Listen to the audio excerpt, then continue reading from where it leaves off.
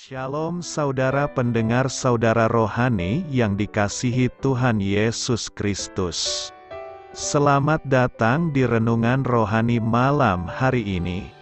Selamat malam, saya berdoa agar saudara sehat selalu. Semoga Roh Kudus hadir di tengah kita saat ini. Sebelum kita mulai renungan malam ini, marilah kita bersama-sama berdoa. Bapa kami yang di surga, Bapa di dalam nama Tuhan Yesus Kristus, kami sungguh mengucap syukur, ya Tuhan, oleh karena Engkau sangat baik buat kami. Engkau ada bersama kami dan menopang hidup kami di siang hari dan di malam hari. Engkau ada bersama-sama dan menyertai kami. Tuhan, kami memuji dan bersyukur kepadamu pada malam hari ini, kami masih bisa berkumpul di rumah kami yang kecil ini. Tuhan, saat ini kami hendak mendengarkan firman-Mu. Berilah pengetahuan dan bimbinglah hamba-Mu ini agar apa yang Engkau firmankan dapat bekerja sesuai kehendak-Mu. Buat kami jemaat-Mu, bukalah hati dan pikiran kami untuk mendengar dan menerima firman-Mu. Kiranya firman-Mu ini dapat menjadi berkat bagi kami. Berbicaralah Tuhan, kami sudah siap menerima firman-Mu. Di dalam nama Tuhan Yesus Kristus kami berdoa dan mengucap syukur. Amin. Sahabat saudara rohani, pembacaan ayat emas Alkitab renungan kita malam hari ini. Nats pilihan kita adalah, Aku hendak menyanyikan kasih setia Tuhan selama-lamanya. Tertulis dalam kitab Mazmur 89 ayat 1. Kata kunci renungan pada malam ini adalah, menyanyikan kasih-Mu. Dan bacaan kita pada malam ini terambil dari kitab Wahyu 5 ayat 8 sampai dengan ayat 14. Ketika ia mengambil gulungan kitab itu, tersungkurlah keempat makhluk dan ke-24 tua-tua itu di hadapan anak domba itu, masing-masing memegang satu kecapi dan satu cawan emas, penuh dengan kemenyan. Itulah doa orang-orang kudus. Dan mereka menyanyikan suatu nyanyian baru, katanya, Engkau layak menerima gulungan kitab itu dan membuka meterai-meterainya, karena Engkau telah disembelih dan dengan darah-Mu Engkau telah membeli mereka bagi Allah dari tiap-tiap suku dan bahasa dan kaum dan bangsa. Dan Engkau telah membuat mereka menjadi suatu kerajaan, dan menjadi imam-imam bagi Allah kita, dan mereka akan memerintah sebagai raja di bumi. Maka aku melihat dan mendengar suara banyak malaikat sekeliling tahta, makhluk-makhluk dan tua-tua itu, jumlah mereka berlaksa-laksa dan beribu-ribu laksa, katanya dengan suara nyaring, Anak domba yang disembelih itu layak untuk menerima kuasa, dan kekayaan, dan hikmat, dan kekuatan, dan hormat, dan kemuliaan, dan puji-pujian. Dan aku mendengar semua makhluk yang di sorga dan yang di bumi dan yang di bawah bumi dan yang di laut dan semua yang ada di dalamnya, berkata, Bagi Dia yang duduk di atas tahta dan bagi anak domba, adalah puji-pujian dan hormat dan kemuliaan dan kuasa sampai selama-lamanya. Dan keempat makhluk itu berkata, Amin. Dan tua-tua itu jatuh tersungkur dan menyembah. Terambil dari kitab Wahyu 5 ayat 8 sampai dengan ayat 14. Topik dari ayat emas renungan kita adalah, mereka yang mengenal Kristus sekarang akan menyanyikan pujian kepadanya selamanya. Mari kita mulai renungan malam kita. Untuk memulai hal baik, serahkanlah segala sesuatu hanya kepada Tuhan. Mari kita mulai segmen kisah inspiratif. Saya sedang berkendara menuju tempat kerja sambil mendengarkan stasiun radio Kristiani lokal. Di tengah-tengah senda gurau pagi terdengarlah lagu, "Aku dapat menyanyikan kasih-Mu selamanya." Saya tidak tahu apa yang terjadi pada diri saya. Segera setelah lagu pujian yang indah ini diputar, saya merasakan air mata saya bercucuran. Saya sedang berada dalam perjalanan menuju tempat kerja, dan saya tidak bisa melihat jalan gara-gara sebuah lagu. Apa yang sebenarnya tengah terjadi? Sesampainya di tempat kerja, saya duduk di dalam mobil, berusaha mengetahui apa yang sedang terjadi.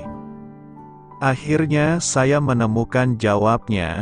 Lagu itu mengingatkan saya bahwa walaupun di bumi ini dimulai hari baru untuk melakukan kegiatan normal, putri saya Melissa kini mendapatkan kepenuhan dari harapan atas lagu itu di surga. Saya dapat membayangkan dengan jelas ia sedang menyanyikan cinta kasih Allah, mendahului kita semua dalam menyanyikan lagu abadi tersebut. Memahami sukacita Melissa sementara kami sendiri diingatkan akan kesedihan kami karena ia sudah tidak bersama kami lagi, merupakan momen yang manis bercampur pahit. Hidup kita kebanyakan seperti itu, sukacita dan penderitaan jalin jemalin. Oleh sebab itu, kita perlu mengingat kemuliaan Allah. Kita perlu melihat sekilas masa depan kita yang penuh sukacita yang dijanjikan di hadapan penyelamat kita. Dalam kesedihan hidup, kita perlu mencicipi sukacita, yakni sukacita yang datang saat kita menyanyikan cinta kasih Allah dan menikmati kehadirannya selamanya. Menyanyikan kasih setia Tuhan selama-lamanya. Mazmur 89 ayat 2 berkata, "Aku hendak menyanyikan kasih setia Tuhan selama-lamanya, hendak memperkenalkan kesetiaan-Mu dengan mulutku turun-temurun." Nas hari ini mengajak umat Tuhan untuk mau menyanyikan kasih setia Tuhan selama-lamanya. Mengapa kita harus menyanyikan kasih setia Tuhan selama-lamanya? Menurut pemazmur ada dua alasan mengapa kita menyanyikan kasih setia Tuhan, yakni: pertama, karena kebaikan Tuhan atas hidup kita. Pemazmur sangat bersyukur atas kasih setia dan kebaikan Allah dalam hidupnya.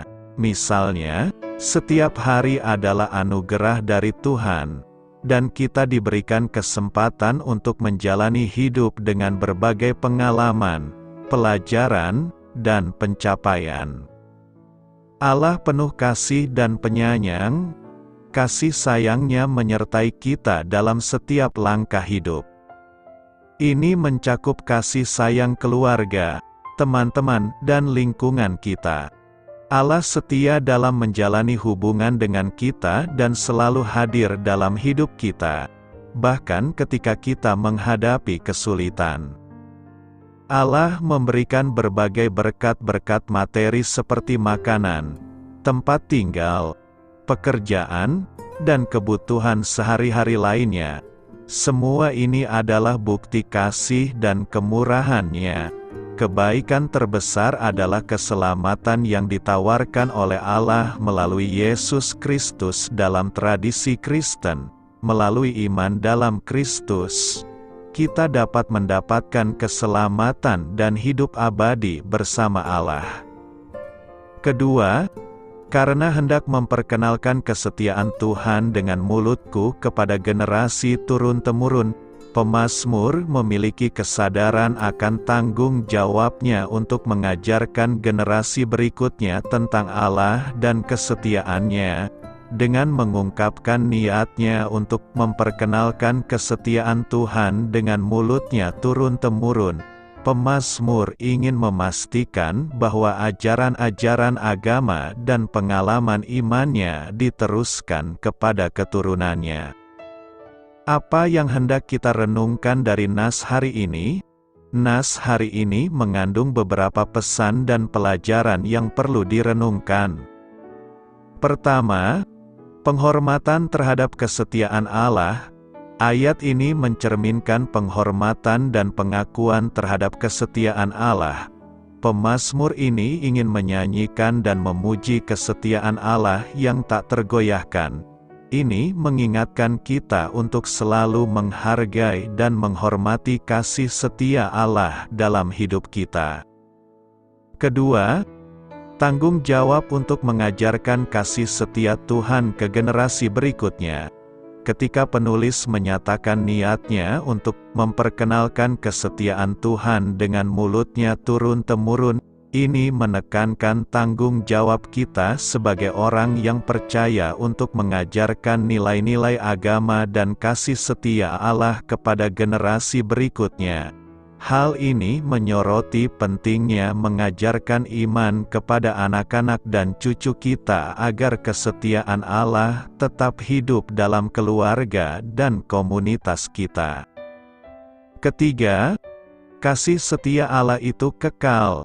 Pemazmur ini menyuarakan keyakinan bahwa kasih setia Allah adalah selama-lamanya.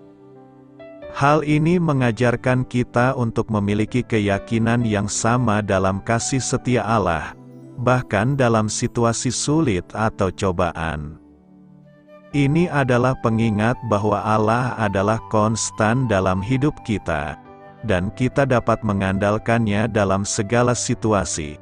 Karena itu, renungan ini mengajarkan kita untuk menghormati dan merenungkan kasih setia Allah, menjalankan tanggung jawab kita untuk mengajarkan iman kepada generasi berikutnya, dan memahami kekekalan kasih setia Allah yang dapat menjadi sumber penghiburan dan kekuatan dalam hidup kita. Allah kuat dan setia. Mazmur 89 ayat 9 berkata, "Ya Tuhan, Allah semesta alam, siapakah seperti Engkau, Engkau kuat, ya Tuhan, dan kesetiaan-Mu ada di sekelilingmu." Kekuatan dan kesetiaan Allah tidak bisa dibandingkan dengan kekuatan dan kesetiaan manusia dan penguasa atau ilah yang ada di bumi ini. Tidak ada malaikat atau penguasa dunia manapun yang dapat dibandingkan dengan Allah, atau yang mempunyai lengan seperti Dia, atau dapat bersuara menggelegar seperti Dia. Kesetiaan-Mu ada di sekelilingmu. Maksudnya, malaikat-malaikat Tuhan yang ada di sekelilingnya melayaninya dengan puji-pujian mereka dan siap sedia melaksanakan tugas dengan setia. Di antara manusia, sering kali ditemukan bahwa orang-orang yang paling sanggup melanggar perkataan mereka adalah mereka yang paling ceroboh menjaganya. Tetapi Allah itu kuat dan juga setia. Ia sanggup melakukan apa saja, namun tidak akan pernah melakukan suatu hal yang tidak adil. Ada beberapa hal yang menarik kita pelajari dari nas hari ini, yakni: pertama, Allah sanggup berbuat apa saja, sebab Dialah Tuhan Allah yang Maha Kuasa. Lengannya, tangannya, perkasa dan kuat, baik untuk menyelamatkan umatnya maupun untuk menghancurkan musuh-musuhnya dan musuh-musuh mereka. Tidak ada orang yang dapat menangkis kekuatan atau menahan beban tangannya yang perkasa. Tinggi tangan kanannya, sanggup menjangkau yang tertinggi, bahkan menjangkau mereka yang menempatkan sarang mereka di antara bintang-bintang. Tangan kanannya ditinggikan dalam apa yang telah diperbuatnya, sebab dalam beribu-ribu contoh Ia telah memperlihatkan kuasanya. Kedua, Ia tidak pernah, dan tidak akan pernah, berbuat apa saja yang tidak adil atau tidak bijak. Sebab, keadilan dan hukum adalah tumpuan tahtanya. Tidak satu pun dari semua titah atau ketentuannya yang pernah melenceng dari aturan keadilan dan hikmat, dan juga tidak seorang pun yang dapat mendakwa Allah atas ketidakadilan atau kebodohan. Keadilan dan hukum mempersiapkan tahtanya, segala persiapan bagi pemerintahannya yang dibuat dalam keputusan kehendaknya sejak dari kekekalan, dan penegakan pemerintahan itu sampai pada kekekalan juga, merupakan keadilan dan hukum. Ketiga, Ia selalu berbuat apa yang baik terhadap umatnya dan sesuai dengan firman yang sudah diucapkannya.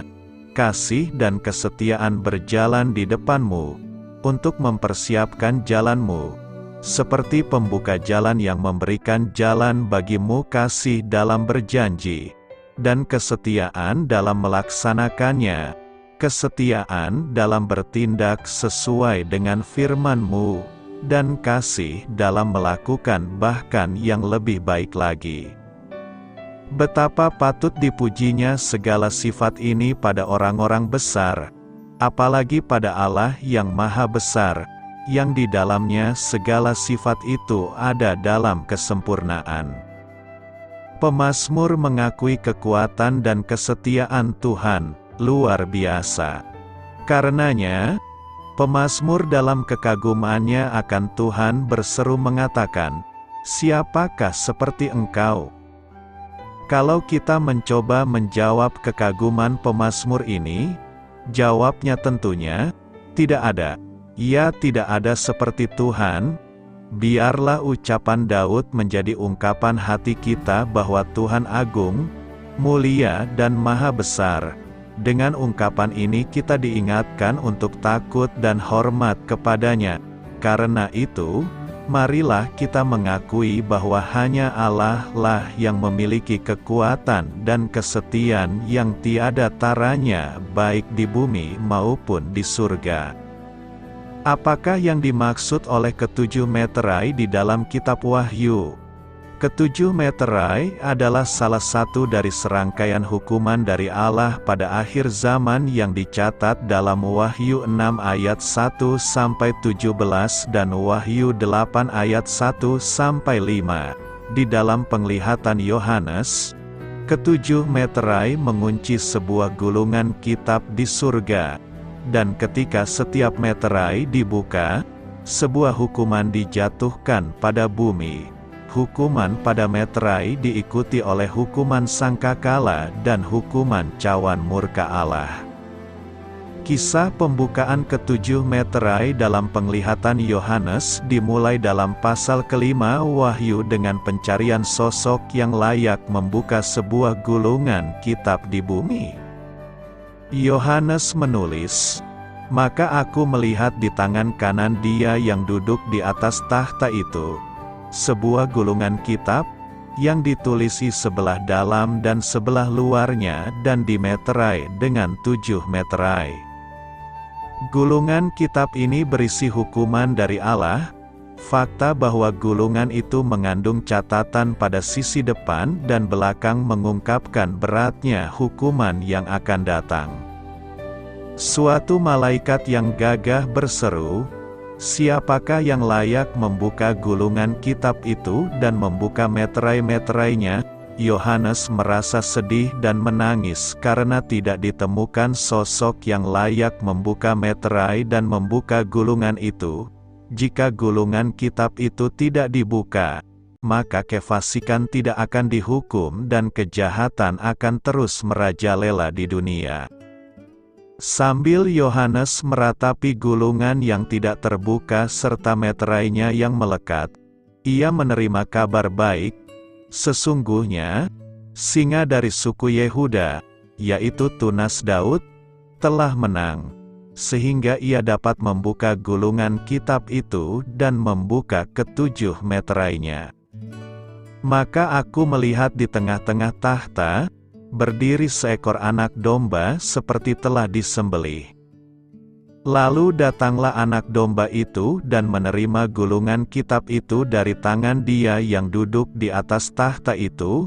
Inilah gambaran Yesus Kristus, domba yang telah disembelih yang juga merupakan singa penghakiman, Yesus adalah satu-satunya yang layak menghakimi dunia, ketika Ia mengambil gulungan itu untuk membuka meterainya dan memvonis hukuman pada dunia yang tak percaya.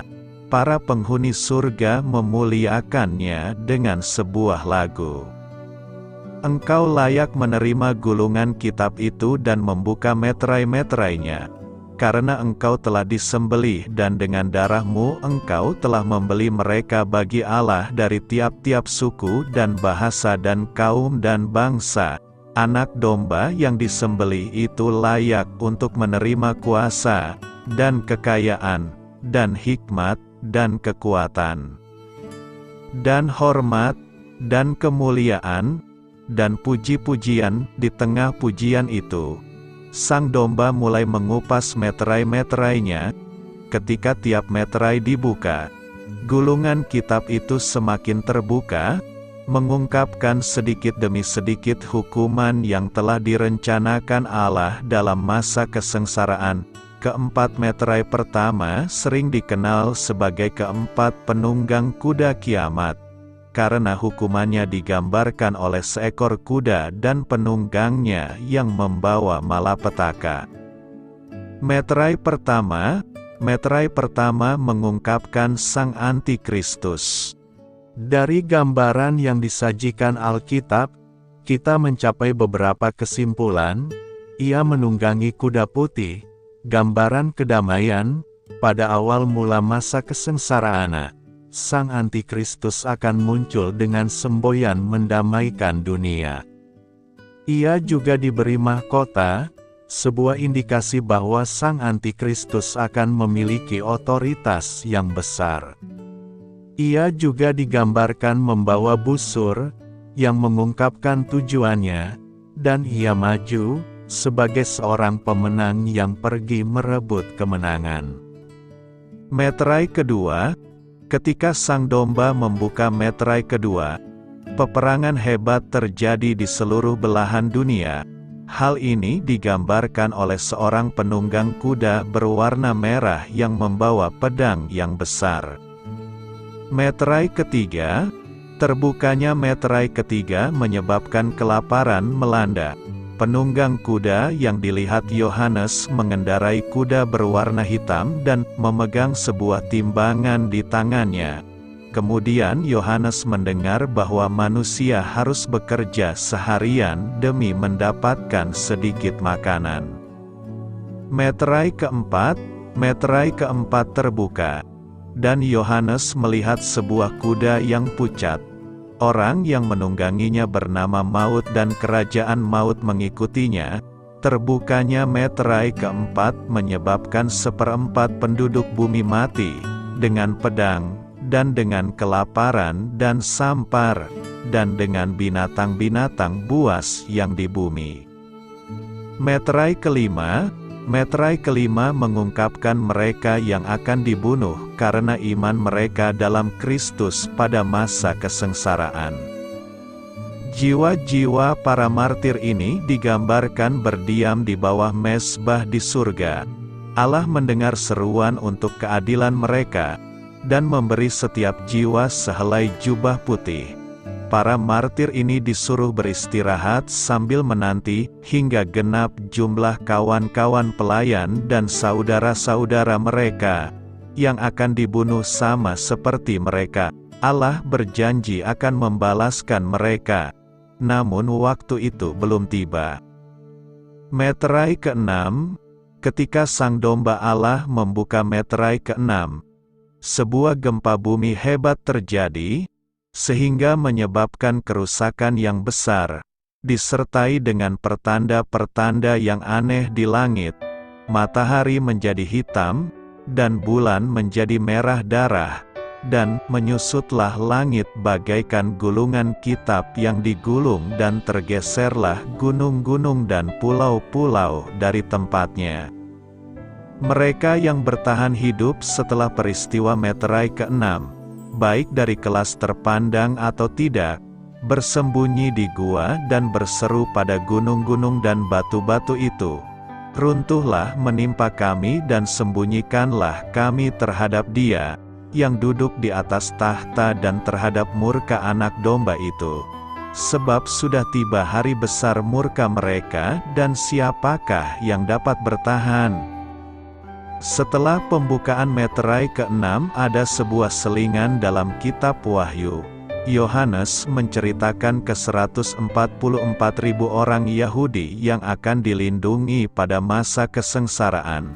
Kemudian, di surga, ia melihat suatu kumpulan besar orang banyak yang tidak dapat terhitung banyaknya, dari segala bangsa dan suku dan kaum dan bahasa, berdiri di hadapan tahta dan di hadapan anak domba. Orang-orang ini memakai jubah putih dan memegang daun-daun palem di tangan mereka, dan berseru, "Keselamatan bagi Allah kami yang duduk di atas tahta dan bagi anak domba." Yohanes diberitahu identitas kumpulan besar orang-orang ini. Mereka ini adalah orang-orang yang keluar dari kesusahan yang besar, dan mereka telah mencuci jubah mereka dan membuatnya putih di dalam darah anak domba. Mereka dijanjikan, mereka tidak akan menderita lapar dan dahaga lagi, dan matahari atau panas terik tidak akan menimpa mereka lagi, dan Allah akan menghapus segala air mata dari mata mereka. Meterai ke-7. Ketika sang domba membuka meterai ke-7, maka sunyi senyaplah di sorga, kira-kira setengah jam lamanya. Hukuman yang akan segera dilaksanakan tampak pada gulungan kitab itu dan begitu berat sehingga keheningan menyelimuti surga. Meterai ke-7 menjembatani satu seri hukuman yang akan datang, karena Yohanes melihat 7 malaikat yang diberi 7 sangkakala. Malaikat ke-8 mengambil pedupaan dan membakar banyak kemenyan di dalamnya. Sebuah gambaran tentang doa umat Allah. Malaikat itu mengambil pedupaan tersebut, mengisinya dengan api dari mezbah, dan melemparkannya ke bumi. Maka meledaklah bunyi guruh, disertai halilintar dan gempa bumi. Setelah ke-7 hukuman meterai diakhiri, pasal masa kesengsaraan berikutnya, ke-7 hukuman sangkakala, siap dilaksanakan. Anak domba Allah. Wahyu 5 ayat 12 berkata, katanya dengan suara nyaring, anak domba yang disembelih itu layak untuk menerima kuasa, dan kekayaan, dan hikmat, dan kekuatan, dan hormat, dan kemuliaan, dan puji-pujian. Jika kita membaca pasal 5 ini, maka kita akan menemukan fokus yang ditonjolkan adalah Tuhan Yesus sebagai anak domba yang disalibkan dan menjadi juru selamat dunia. Semula, Yesus Kristus disebut sebagai singa dari Yehuda yang berasal dari keturunan Daud, untuk menggambarkan kekuasaan dan keagungannya. Selanjutnya, yang disorot adalah Yesus Kristus sebagai anak domba yang telah disembelih. Kekuasaan dan kehormatan Yesus Kristus bukan semata-mata karena Dia memiliki kuasa seperti singa, tetapi karena Dia rela berkorban untuk menyelamatkan manusia. Dia rela menjadi anak domba Allah yang disembelih untuk memikul dosa manusia. Anak domba ini diberi otoritas untuk membuka rahasia tentang rencana Allah dan tentang hal-hal yang akan terjadi. 7 meterai yang akan dibuka oleh Yesus Kristus adalah siklus pertama dari gambaran mengenai penghukuman Allah atas dunia yang berdosa. Angka 7 jelas menggambarkan penghukuman Allah yang bersifat menyeluruh. Yesus Kristus membukakan tentang kesulitan dan penderitaan yang akan terjadi, bukan untuk menakut-nakuti gerejanya, tetapi supaya gereja waspada dan bersiap sedia, serta senantiasa bersandar dan beriman kepada Allah sebagai pencipta, Raja, dan Juru Selamat. Seperti para tua-tua, para malaikat dan makhluk-makhluk lainnya yang tersungkur dan memuji Yesus Kristus. Kita yang sudah ditebus dan dibeli dengan darahnya yang mahal seharusnyalah senantiasa meninggikan Dia Sang Anak Domba, Juru Selamat dunia, dan mengabarkan Dia hingga ke ujung bumi. Dari nas hari ini kita mau berefleksi apakah kehidupan kita membuat Yesus Kristus ditinggikan atau sebaliknya. Nas hari ini mengajak kita agar melalui sikap dan tindakan kita membuat Yesus ditinggikan dan dimuliakan. Karena itu, marilah melakukan segala kehendak Allah agar nama Yesus dimuliakan dan ditinggikan. Tuhan mendengarkan seruan umat-Nya. Tema khotbah yang akan kita renungkan, Tuhan mendengarkan seruan umat-Nya. Ketika kita berseru kepada Tuhan, maka Ia akan mendengarkan kita. Kata mendengarkan berarti memperhatikan atau menggunakan telinga untuk mendengar sesuatu atau seseorang. Oleh karena itu, tindakan mendengarkan bersifat sukarela dan menyiratkan niat dari pihak subjek, tidak seperti mendengar, yang secara sederhana berarti melihat melalui telinga Tuhan mendengarkan seruan umat-Nya. Bumi penuh dengan kasih setia Tuhan, Sai endehon ma angka asini rohani Jahoa. Tema khotbah yang akan kita renungkan, Tuhan mendengarkan seruan umat-Nya. Ketika kita berseru kepada Tuhan, maka Ia akan mendengarkan kita. Kata mendengarkan berarti memperhatikan atau menggunakan telinga untuk mendengar sesuatu atau seseorang. Oleh karena itu, tindakan mendengarkan bersifat sukarela dan menyiratkan niat dari pihak subjek, tidak seperti mendengar, yang secara sederhana berarti melihat melalui telinga, suara, atau apa yang seseorang katana. Dalam bahasa Ibrani, kata yang digunakan adalah sama, yang digunakan 1160 kali dalam Alkitab. Pada dasarnya kata kerja ini berarti mendengarkan dengan telinga. Ada dua istilah dalam bahasa Inggris untuk kata mendengar, yaitu to listen dan to hear.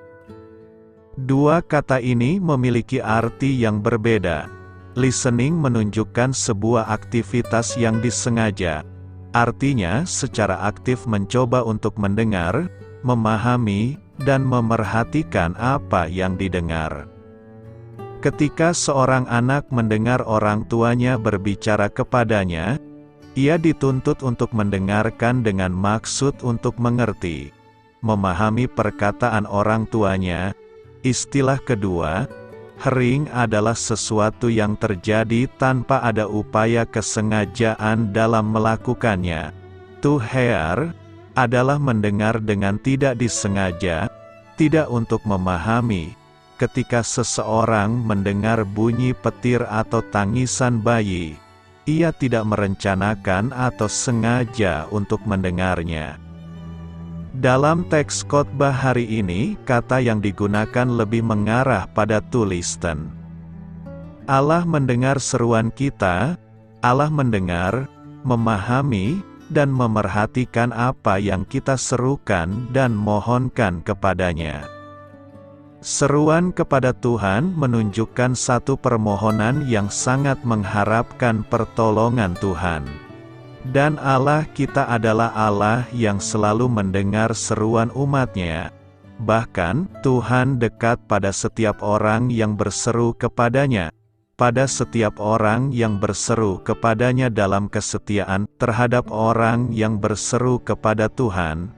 Tuhan berjanji untuk menjawab doa-doanya dan bahkan memberikan kelegaan. Seperti yang tertulis dalam Mazmur 118 ayat 5, dalam kesesakan aku telah berseru kepada Tuhan. Tuhan telah menjawab aku dengan memberi kelegaan. Mazmur 4 ini mengetengahkan tentang seruan Daud kepada Tuhan. Dan seruan ini merupakan doa Daud dan menjadi mazmur yang akan dinyanyikan oleh pemimpin biduan. Apabila aku berseru, jawablah aku, ya Allah, yang membenarkan aku. Di dalam kesesakan Engkau memberi kelegaan kepadaku. Kasihanilah aku dan dengarkanlah doaku. Ini adalah permohonan Daud, karena ia sadar bahwa perkenanan dan jawaban Tuhan atas doa-doanya bisa terjadi bukan karena siapa Daud atau apa yang telah dilakukan Daud, tetapi murni karena belas kasihan Tuhan. Jika kita dalami perikope ini, maka kita akan menemukan ada dua hal yang diserukan lebih lanjut oleh Daud di sini, yakni: pertama, Engkaulah Allah yang membenarkan aku. 2. Tuhan bukan saja Allah yang benar, tetapi juga yang menciptakan sifat-sifat benar dalam diri Daud, dan dengan anugerahnya telah menjadikan Daud sebagai orang benar. Bahkan Tuhan pun yang akan memunculkan kebenaran Daud seperti terang. Dialah Allah yang membenarkan orang yang percaya kepadanya. Kedua, di dalam kesesakanku dulu Engkau memberi kelegaan kepadaku. 2. Bahwa Tuhan telah melapangkan hati Daud dengan sukacita dan penghiburan yang kudus saat hatinya sesak. Tuhan telah memberikan kelegaan kepada Daud dengan membawanya keluar dari segala kesesakan. Pengalaman kelegaan dalam kesesakan inilah yang akan menjadi dasar untuk terus berharap dan percaya kepada karya Tuhan di masa depan. Apa yang Daud alami dan serukan kepada Tuhan juga berlaku buat kita yang percaya sampai saat ini. Kita berseru kepada Tuhan, memanggil Tuhan menandakan bahwa a. Kita adalah orang yang lemah di hadapan Tuhan. b. Kita adalah orang yang tidak berdaya di hadapan Tuhan. Sebaliknya, kalau kita tidak berseru kepada Tuhan menandakan bahwa kita adalah orang yang bisa mengatasi semua persoalan, semua pergumulan, dan semua penderitaan. Dan kata Alkitab, celakalah orang yang mengandalkan dirinya sendiri. Tetapi diberkatilah orang yang mengandalkan Tuhan pada semua aspek hidupnya. Karenanya, berserulah kepada Tuhan dimanapun, kapanpun kita berada. Pertanyaan kita selanjutnya adalah bagaimana kita bisa yakin bahwa Tuhan mendengar doa kita dan menjawabnya. Perikope khotbah ini memberikan sebuah gambaran singkat bagaimana Tuhan bekerja menolong dan mendengar umatnya yang berada dalam kesulitan. Ada 3 hal yang harus kita lakukan agar Tuhan mendengar doa dan seruan kita, yakni: pertama, kita harus berseru kepada Tuhan, agar Ia menjawab kita. Bila kita berseru kepada Tuhan, Ia akan menjawab. Tuhan tahu jika kita mengalami masalah dan Ia pasti bertindak pada waktu yang sesuai dengan kehendak-Nya. Tidak ada apapun yang terjadi dalam hidup kita tanpa seizin Tuhan. Tuhan yang Maha Kasih selalu ingin memberikan yang terbaik untuk umat-Nya, sekalipun dunia ini selalu penuh dengan semak duri. Jika kita berdoa, itu bukanlah dengan maksud untuk mengubah kehendak Tuhan, karena kehendak Tuhan harus terjadi. Tetapi, doa kita adalah penyerahan diri kita kepada bimbingan-Nya, dan menyelaraskan kehendak kita dengan kehendak-Nya. Jika kita berseru meminta tolong kepada Tuhan, Ia sebenarnya sudah siap menolong kita. Tetapi dengan berseru kepada Tuhan, kita akan mendengar suaranya dan kita akan mengerti apa maksud Tuhan dalam hidup kita. Dan inilah keberanian percaya kita kepadanya, yaitu bahwa Ia mengabulkan doa kita. jikalau kita meminta sesuatu kepadanya menurut kehendak-Nya. Kedua, Tuhan akan menyertai dan mendengarkan kita yang sedang berada dalam kesesakan. Tuhan juga akan menyertai kita yang dalam kesesakan. Itu adalah yang dijanjikan Tuhan jika kita mau menghampiri Dia dan mengutarakan segala persoalan dan perasaan kita. Tuhan tidak akan meninggalkan kita seorang diri dalam penderitaan kita. Memang dalam kesesakan kita mungkin merasakan dorongan untuk lari menjauhkan diri dari segala sesuatu, karena kita tidak tahu harus berbuat apa. Tetapi, Tuhan jelas mengharapkan kita untuk lari kepadanya, agar Ia bisa memberi kekuatan dan kesabaran kepada kita. Marilah kepadaku, semua yang letih lesu dan berbeban berat, aku akan memberi kelegaan kepadamu. Ketiga, Tuhan akan meluputkan kita dari bencana dan meninggikan kita. Bagi umat-Nya yang mengalami masalah, Tuhan juga berkata bahwa Ia akan meluputkan mereka dari bencana dan memuliakan mereka. Ini adalah sesuatu yang harus selalu kita sadari selama kita hidup di dunia. Bahwa sebagai Bapa yang Maha Kasih, Tuhan tidak membiarkan kita mengalami masalah yang lebih berat dari kekuatan kita. Lebih dari itu, kita seharusnya tahu bahwa sebagai Bapa yang Maha Kuasa, Tuhan sanggup melindungi kita dari bencana. Tuhan akan memberikan kita kekuatan untuk menghadapi masalah apapun, sehingga kita pada akhirnya akan memperoleh kemenangan di dalam Dia.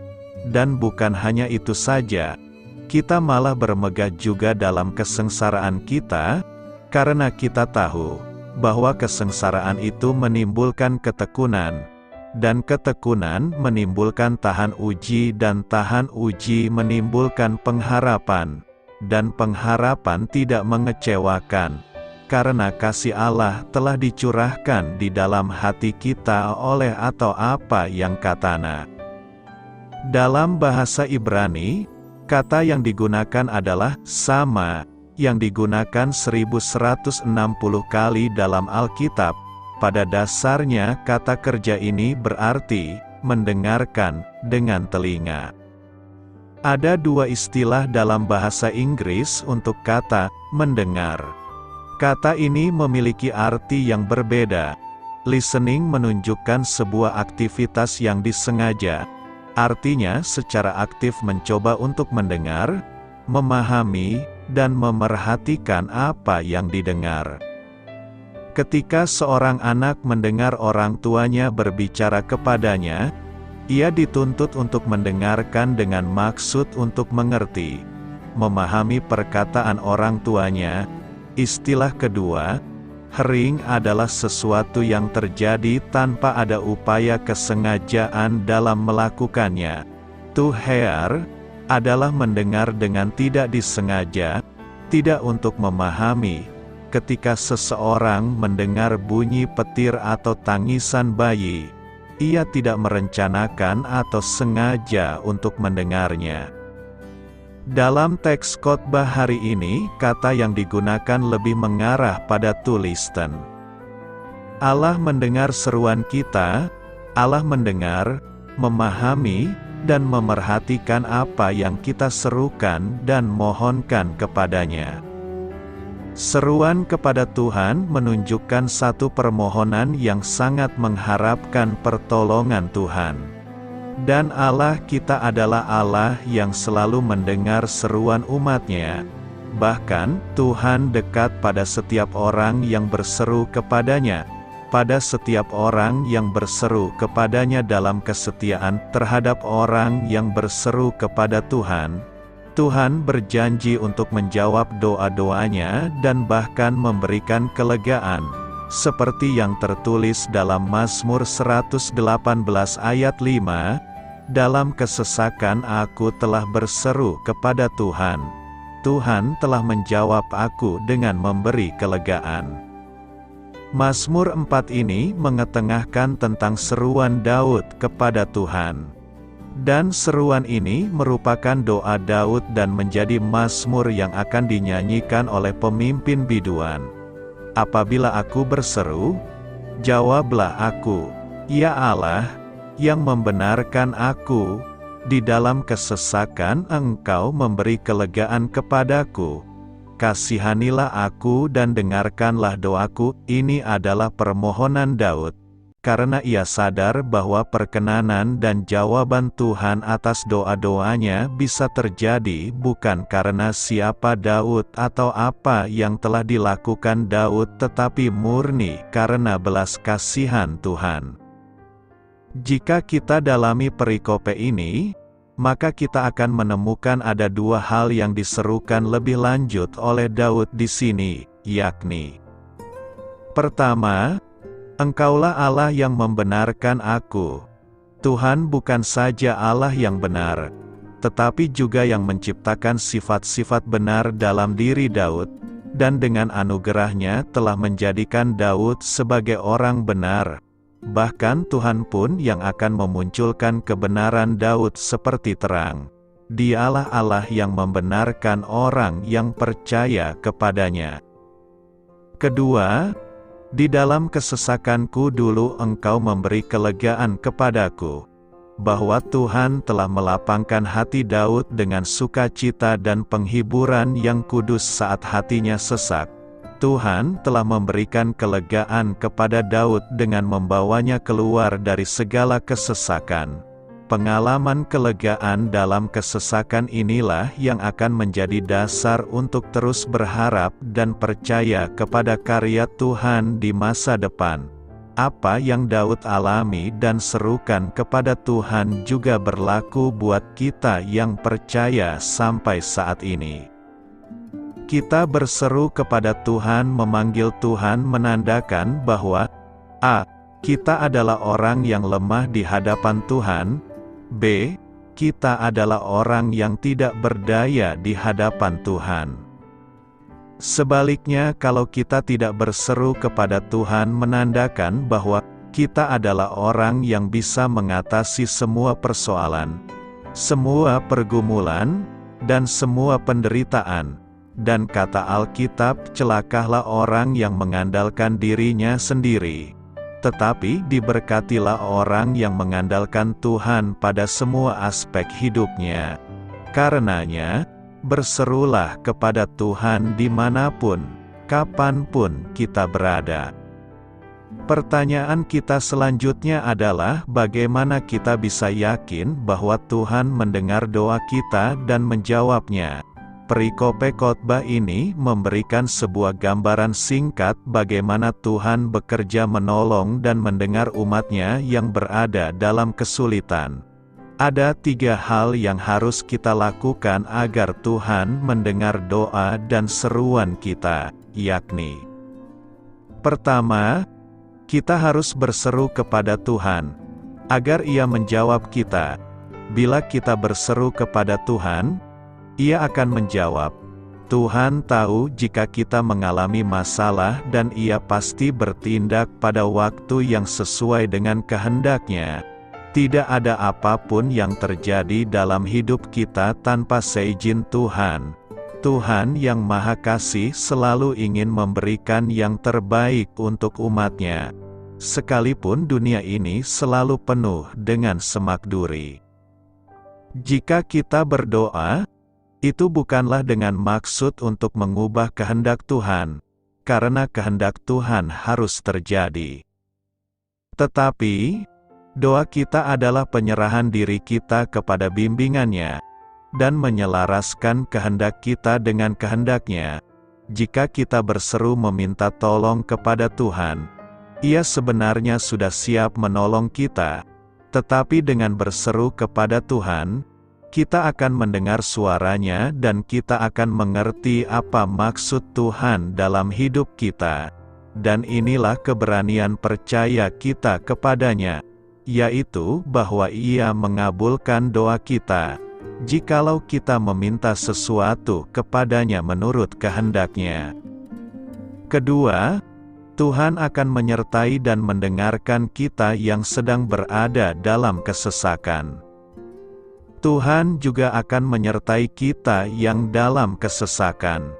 Itu adalah yang dijanjikan Tuhan jika kita mau menghampiri Dia dan mengutarakan segala persoalan dan perasaan kita. Tuhan tidak akan meninggalkan kita seorang diri dalam penderitaan kita. Memang dalam kesesakan kita mungkin merasakan dorongan untuk lari menjauhkan diri dari segala sesuatu, karena kita tidak tahu harus berbuat apa. Tetapi, Tuhan jelas mengharapkan kita untuk lari kepadanya, agar Ia bisa memberi kekuatan dan kesabaran kepada kita. Marilah kepadaku, semua yang letih lesu dan berbeban berat, aku akan memberi kelegaan kepadamu. Ketiga, Tuhan akan meluputkan kita dari bencana dan meninggikan kita. Bagi umat-Nya yang mengalami masalah, Tuhan juga berkata bahwa Ia akan meluputkan mereka dari bencana dan memuliakan mereka. Ini adalah sesuatu yang harus selalu kita sadari selama kita hidup di dunia. Bahwa sebagai Bapa yang Maha Kasih, Tuhan tidak membiarkan kita mengalami masalah yang lebih berat dari kekuatan kita. Lebih dari itu, kita seharusnya tahu bahwa sebagai Bapa yang Maha Kuasa, Tuhan sanggup melindungi kita dari bencana. Tuhan akan memberikan kita kekuatan untuk menghadapi masalah apapun, sehingga kita pada akhirnya akan memperoleh kemenangan di dalam Dia. Dan bukan hanya itu saja, kita malah bermegah juga dalam kesengsaraan kita, karena kita tahu bahwa kesengsaraan itu menimbulkan ketekunan, dan ketekunan menimbulkan tahan uji, dan tahan uji menimbulkan pengharapan, dan pengharapan tidak mengecewakan, karena kasih Allah telah dicurahkan di dalam hati kita oleh Roh Kudus yang telah dikaruniakan kepada kita. Jika kita mendalami lagi bukti dalam kitab suci, maka kita akan menemukan bukti bahwa Tuhan selalu mendengar umat-Nya. Misalnya, Tuhan mendengar seruan orang Israel, "Aku telah memperhatikan dengan sungguh kesengsaraan umatku di tanah Mesir. Dan aku telah mendengar seruan mereka yang disebabkan oleh pengerah-pengerah mereka. Ya, aku mengetahui penderitaan mereka, sekalipun pada waktu itu keturunan Israel sudah lama sekali tidak melihat karya dan pekerjaan Tuhan. Dan mereka sangat menderita dengan perbudakan yang begitu mengekang mereka. Namun Tuhan mendengar seruan mereka dan Tuhan merencanakan pembebasan mereka sebagaimana Ia telah janjikan kepada Abraham." Apa yang dapat kita percayai adalah dalam keadaan yang sangat menekan, dalam segala penderitaan yang kita sedang alami, Tuhan mendengar seruan kita dan Ia akan membebaskan kita sebagaimana Ia janjikan dalam firman-Nya. Tuhan mendengar jeritan hati Hana.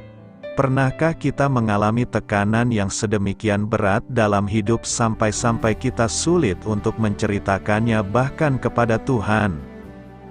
Hana pernah mengalaminya. Hana mengalami tekanan batin bertahun-tahun yang ia alami karena perlakuan Penina, istri suaminya. Tekanan itu sedemikian berat hingga tak terkatakan. Namun Tuhan mendengar dan menjawab doa Hana. Tuhan mengizinkan ia melahirkan Samuel yang di kemudian hari dipakai Tuhan mengurapi dua raja Israel, Saul dan Daud. Tuhan mendengar seruan doa umat-Nya. Ada begitu banyak ayat yang mencatat janji ini.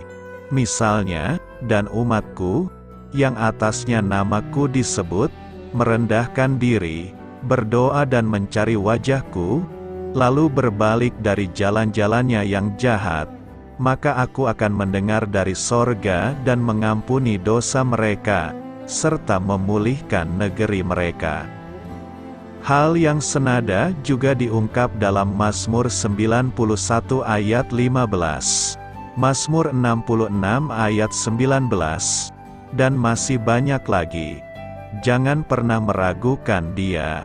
Dalam pergaulan sehari-hari, mungkin kita mengalami kekecewaan karena sepertinya Tuhan tidak mendengar atau menjawab doanya. Padahal belum tentu demikian. Perlu diingat bahwa itu bukanlah kesalahan Tuhan. Dia tidak pernah berdusta dan mengingkari janji-janjinya. Percayalah dan tetaplah berdoa, sebab Ia mendengarkan. Renungkan, apa yang hendak kita renungkan hari ini? Pertama, Tuhan pasti mendengarkan semua seruan kita jika kita beriman yang teguh kepadanya. Janji firman-Nya, ketika kita mau berseru kepada Tuhan, Dia akan menjawab kita, bahkan lebih dari yang tidak terpahami, yakni hal-hal yang tidak kita ketahui, apa yang tidak pernah dilihat oleh mata, dan tidak pernah didengar oleh telinga, dan yang tidak pernah timbul di dalam hati manusia, semua yang disediakan Allah untuk mereka yang mengasihi Dia. Kedua, Tuhan pasti memberikan kelegaan kepada kita sebab Dia mendengarkan seruan kita. Jika kita berseru kepadanya, Tuhan akan menjawab lebih daripada apa yang kita minta atau doakan. Tuhan tidak pernah mencobai kita, namun selalu ada maksud Tuhan dalam setiap pencobaan yang kita alami. Lalu kemudian setelah itu, kita akan merasakan kelegaan. Karena itu, yakinkanlah diri kita bahwa Tuhan setia mendengar seruan kita. Beritakanlah Injil kepada segala makhluk, hormatilah semua orang. Selamat beristirahat malam dalam kasih setia Tuhan. Doa saya menyertai saudara sekalian, mari bertumbuh dalam iman bersama saudara rohani. Saya memberkati Anda agar sewaktu Anda mencarinya dari Dia, Bapa Surgawi Anda akan memberikan bagi Anda roti harian Anda. Dalam nama Yesus Kristus, Tuhan yang berkuasa atas alam semesta dan menuntun kita kepada iman yang menyelamatkan, Tuhan Yesus menyertai senantiasa. Terima kasih sudah berkenan mendengarkan renungan malam saudara rohani. Tuhan memberkati. Amin.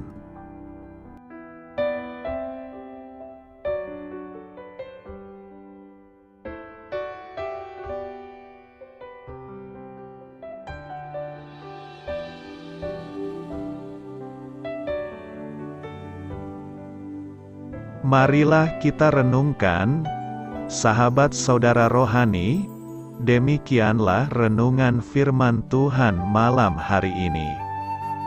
Semoga menjadi berkat di dalam hidup kita dan menjadikan kita pribadi yang lebih baik. Sebelum kita beristirahat pada malam hari ini, marilah kita berdoa. Bapa kami yang di surga, Bapa di dalam nama Tuhan Yesus Kristus, kami sungguh mengucap syukur, ya Tuhan, oleh karena Engkau sangat baik buat kami. Engkau ada bersama kami dan menopang hidup kami di siang hari dan di malam hari. Engkau ada bersama-sama dan menyertai kami, ya Tuhan Yesus. Kami mengucap syukur untuk firman-Mu, ya Tuhan, yang memberikan kami kekuatan dan menyadarkan kami bahwa kami tidak perlu takut dengan gelap dan malam. Sebab Tuhan, Engkau ada bersama kami. Engkau melindungi kami dan menjadi perisai bagi kami hamba-Mu berdoa saat ini. Tuhan, untuk setiap pendengar renungan ini yang mengalami ketakutan, kecemasan, kegelisahan, pada situasi gelap dan malam hari di dalam nama Tuhan Yesus Kristus. Kuasa Tuhan melepaskan mereka dari segala ikatan roh-roh ketakutan yang mengikat mereka saat ini. Tuhan melepaskan setiap anak-anak-Mu dari segala rasa takut dan kecemasan. Di dalam nama Tuhan Yesus segala kuasa-kuasa roh jahat, kuasa setan iblis yang mengganggu anak-anak-Mu, ya Tuhan, tolong hancurkan dan halaukan dengan kuasa-Mu. Dalam nama Tuhan Yesus Kristus, berkati setiap kami anak-anak-Mu, ya Tuhan, dan lindungilah kami aman di dalam Engkau. Ya Tuhan, penuhilah setiap hati kami dengan keberanian, damai sejahtera, dan sukacita serta ketenangan yang dari Tuhan. Berkati kami di malam hari ini, saat kami tidur dan beristirahat. Kuasa-Mu, ya Tuhan, menaungi setiap kami, memberkati dan melindungi kami. Bangunkanlah kami kembali besok pagi dengan kekuatan yang baru, tubuh yang sehat diberkati Tuhan, dan berkat-berkat yang baru Tuhan sediakan bagi kami. Terima kasih, ya Tuhan, kami sungguh mengucap syukur untuk firman-Mu yang menguatkan kami.